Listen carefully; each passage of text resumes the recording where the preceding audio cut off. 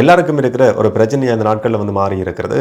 செந்தமிழன் சீமான் அவர்களை வந்து உரையாற்றும் போது நேற்றைய நாள்லையும் கதைச்சிருந்தார். சீமான் வந்து ஆம இறைச்சி சாப்பிட்டாரா, இலங்கையில் வந்து AK-74 வந்து பயன்படுத்தினாரா, இந்த மாதிரியான நிறைய விஷயங்கள் கனகாலமாக ஒரு பக்கம் சில நேரங்களில் சிரிப்பாக பேசப்படுறது ஒரு பக்கம் இருந்தாலும் சீரியஸான ஒரு விஷயமா இது வர்ற நேரத்தில் வந்து இதை பற்றி கதைக்கலாமா இல்லையான்னு சொல்லி நேரம் யோசிச்சதுக்கு பிறகு தான் இந்த வீடியோ நான் ரெக்கார்ட் பண்ணுறேன். இலங்கை தமிழர்கள் தமிழ்நாடு அரசியல்னு சொல்லி நாங்கள் பார்க்குற நேரத்தில் வந்து செந்தமிழன் சீமான் அவர்கள் தவிர்க்க முடியாத ஒரு அரசியல்வாதியாக எப்போவுமே இருந்திருக்கிறார். அதனால தான் அவருக்கான ஈழத்தமிழர்களினுடைய ஆதரவுன்றது ஒரு பகுதி மக்களுடைய ஆதரவுன்றது கனகாலமாக இருந்து வருது.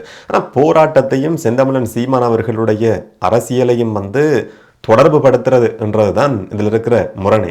ஒரு அரசியல் கட்சி இன்னும் ஒரு அமைப்பினுடைய அந்த அமைப்பு இல்லாத சந்தர்ப்பத்தில், இந்த ஒரு அங்கீகாரமும் இல்லாத சந்தர்ப்பத்தில் வந்து சின்னங்களை, கொடிகளை, தலைவருடைய புகைப்படத்தை அரசியல் மேடையில் காட்சிப்படுத்துறது, பயன்படுத்துறதுல வந்து எனக்கு எப்பவுமே தனிப்பட்ட ரீதியில் உடன்பாடு கிடையாது. எங்களை பற்றி எங்களுக்காக ஒரு அனுதாபத்துக்காக எங்களை பற்றி கதைக்கணும்ன்றதுக்காக கதைக்கிறதும் ஓகே.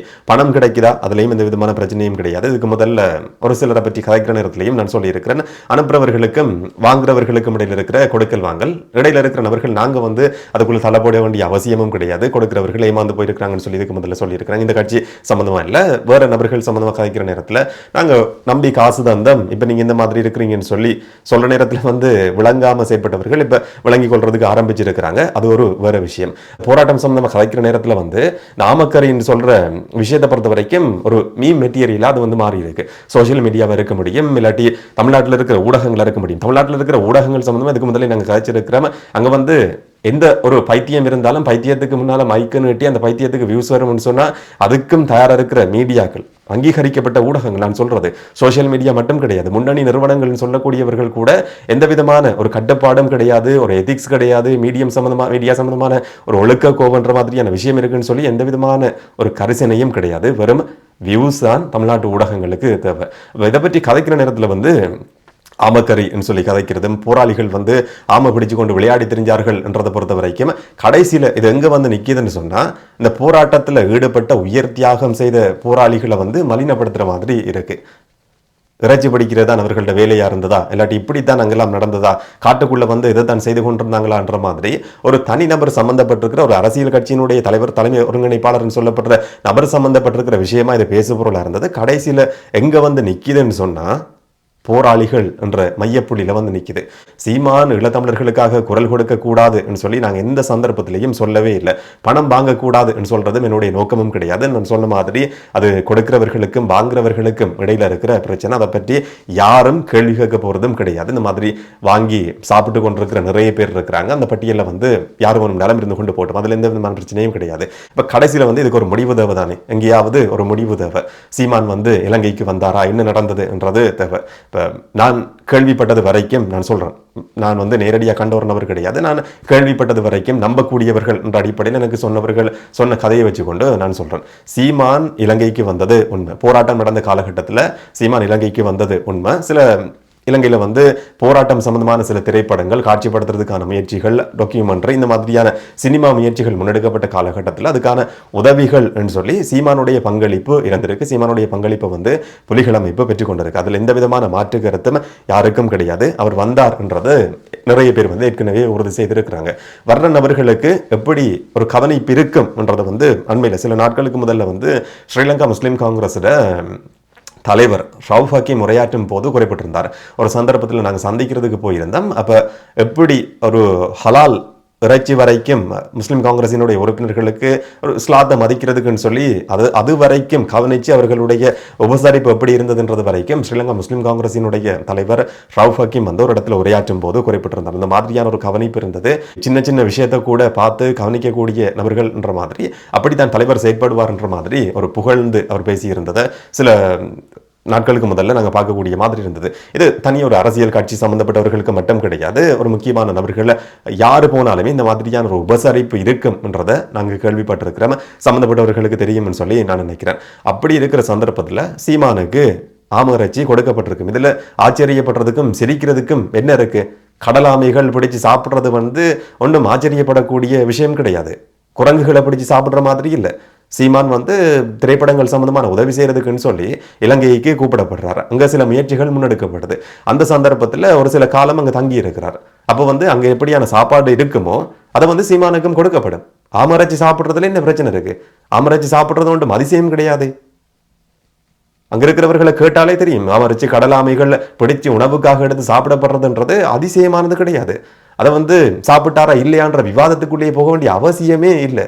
அது சொல்ற சந்தர்ப்பத்தில் வந்து எப்படி மிகைப்படுத்தி சொன்னார்ன்றது அதுக்குள்ள நான் போக விரும்பல. ஆனா ஆமராட்சி சாப்பிட்டாரு, புலிகள் அமைப்பு அங்க வந்து ஆமைகளை கொலை செய்து இந்த மாதிரி கொடுத்திருக்குமான்றதெல்லாம் எந்த அடிப்படையில் கேட்கப்படுற கேள்விகள்ன்றது தெரியாது. இப்போ சீமான் வந்து குறிப்பிடுறாரு, அதை எங்களுக்கு தெரியாது என்ன நடந்திருக்கிற சம்பவம்னு சொல்லி இந்த மாதிரியான ஒரு ஆயுதம் இருந்தது. அப்படி ஒரு ஆயுதம் இருக்குன்றது உண்மை.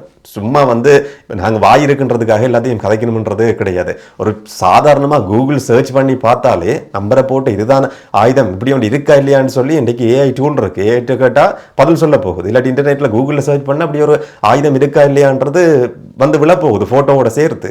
சீமான் வந்து சொல்றாரு, இந்த மாதிரியான ஒரு ஆயுதம் இருக்கு, எனக்கு அமைப்பு தலைவர் குறிப்பிட்டிருந்தார். ரஷ்யாவில் இந்த ஆயுதம் வந்து AK-74 பயன்படுத்தப்பட்டிருந்தது. அதுக்கு பிறகு எந்த நாட்டிலையும் கிடையாது, இல்லாட்டி வெளியில வந்து கிடையாது. எங்களுக்கு வந்து இந்த ஆயுதம் நாங்கள் வாங்கி இருக்கிறோம். இப்போ போற சந்தர்ப்பத்தில் வந்து ஒரு நெருக்கமாக செயற்படுற நபரை பொறுத்த வரைக்கும் சில நேரங்களில் சுடுறதுக்கான பயிற்சின்றது கிடையாது. கேட்குற நேரத்தில் வந்து சுடுறதுக்கு அனுமதி கொடுக்கப்பட்டிருக்கலாம். பயிற்சி நடக்கிற இடத்துக்கு சீமான் போயிருப்பாரா இருந்தால் அது அந்த காட்சி படமாக்கப்படுமா இருந்தால் அவர் சில நேரங்களில் கேட்குற நேரத்தில் நானும் சுட்டு பார்க்கட்டான்னு சொல்லி கேட்குற நேரத்தில் ஒரு ஆளை சுடுறதுக்கு அனுமதி கொடுக்குற மாதிரி இல்லையே. பயிற்சி நடக்கிற இடம், அந்த இடத்துல வந்து இந்த காட்சிகள் படமாக்கப்படுது. இப்போ சீமான் கேட்கிறார், நானும் இந்த துப்பாக்கியை பயன்படுத்தி சுடவான்னு சொல்லி. இப்போ சில நேரங்களில் அதுக்கு அனுமதி கொடுத்துருக்க முடியும். அப்போ வந்து அதை சொல்றாரு, இந்த மாதிரியான ஒரு துப்பாக்கி இருந்தது நான் பயன்படுத்துறேன்னு சொல்லி. இப்போ சீமானுடைய சில கருத்துக்கள் சம்பந்தமாகவும் நான் சொன்ன மாதிரி அந்த போட்டோஸ் வீடியோஸ் பயன்படுத்துறது சம்பந்தமாகவும் மாற்று கருத்துக்கள் இருக்கு. ஆனால் இந்த சம்பவத்தை பொறுத்த வரைக்கும் இதை இவ்வளவு காலமா போர் நடந்ததுக்கு பிறகுலேருந்து ஆயுத போராட்டம் மௌனிக்கப்பட்டதிலிருந்து இத்தனை வருஷங்களுக்கு ஒரு விவாத பொருளா கதைக்க வேண்டிய அவசியம் என்ன? அவர் போட்டோ எடுத்தாரா இல்லையான்றது அதை பற்றின விவாதம் ஒரு பக்கம் நடந்து வருது. இன்னும் ஒரு பக்கம் ஆமக்கறி சாப்பிட்டாரா, போராளிகளுக்கு இதுதான் வேலையா இருந்ததா, இந்த மாதிரி ஆயுத பயிற்சி கொடுக்கப்பட்டதா என்று சொல்லி ஏளனமா பார்த்து சிரிக்கிற நிலைமையில தான் நாங்கள் இருக்கிறோமா? அப்படியான ஒரு நிலைமையில தான் இந்த போராட்டம் நடத்தப்பட்டதா? ஒரு கட்சி தலைவரை விமர்சிக்கிறன்ற பேர்ல வந்து எல்லாரையும் நான் சொல்றேன், இலங்கையில் இருக்கிறவர்கள் மட்டும் கிடையாது, இந்தியாவில் இருக்கிற தமிழர்கள் வந்து ஒரு நபரை விமர்சிக்கிறோம் என்ற பேர்ல ஒரு இனத்துக்காக ஒரு மண்ணுக்காக உயிர் தியாகம் செய்த அந்த போராளிகளை வந்து இந்த மாதிரி மோசமா விமர்சிச்சு சிரிக்கிறதுன்றது எவ்வளவு ஒரு கேவலமான மனநிலையா இருக்கும். எங்களுக்காக உயிர் தியாகம் செய்தவர்களை வந்து இந்த மாதிரி கதைக்கிற நேரத்தில் இதுக்கு மேலேயும் நாங்கள் பொறுத்து கொண்டிருக்க போறோமான்றது எனக்கு என்ன விளங்கல. ஒரு அரசியல்வாதிகள் 2 பேர் சம்பந்தமா அடிச்சு கொள்றது சில நேரங்களில் நாங்கள் சொல்லலாம். சாதாரணமா அரசியல் சம்பந்தமா கதைக்கிற நேரத்தில் வந்து மாற்று கருத்துக்கள் இருக்கும்னு சொல்லி அதுவும் வந்து கட்டுக்கடங்காம வேற ஏதோ ஒரு திசையை நோக்கி போய்கொண்டிருக்கு. இன்றைக்கு வந்து இவ்வளவு காலம் கடந்ததுக்கு பிறகு நாங்கள் விவாதிச்சு கொண்டிருக்கிறோம். சீமான் ஆமக்கறி சாப்பிட்டாரா, இந்த துப்பாக்கியை பயன்படுத்தினாரா, இலங்கைக்கு போனாரா, உண்மையிலேயே சந்திச்சாரா, இதெல்லாம் எதுக்காக நாங்கள் விவாதிக்க வேண்டிய அவசியம் இருக்கு? தமிழ்நாட்டு ஊடகங்களை பொறுத்த வரைக்கும் இந்த எச்சத்தனமான ஊடகங்கள் சொன்னால் தமிழ்நாட்டு ஊடகங்கள் தான். அதில் எந்த விதமான மாற்று கருத்தும் கிடையாது. இந்த வார்த்தையை விட மோசமான வார்த்தையை வந்து இந்த சேனலில் பயன்படுத்துறதுக்கு நான் விரும்பலைன்னு சொன்னால் கனகாலமாக பார்க்குறவங்களுக்கு வந்து தெரியும்னு சொல்லி நான் நினைக்கிறேன்.